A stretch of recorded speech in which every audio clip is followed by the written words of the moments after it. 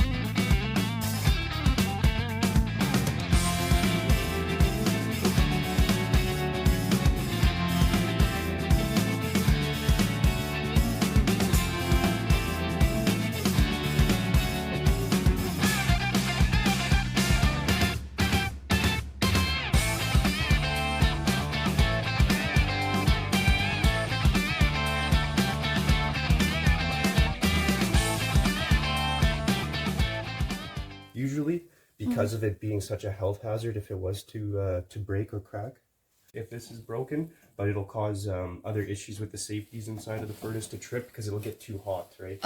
So it'll get too hot. Tell the furnace that it's not safe. Shut off, and then it will kill itself out.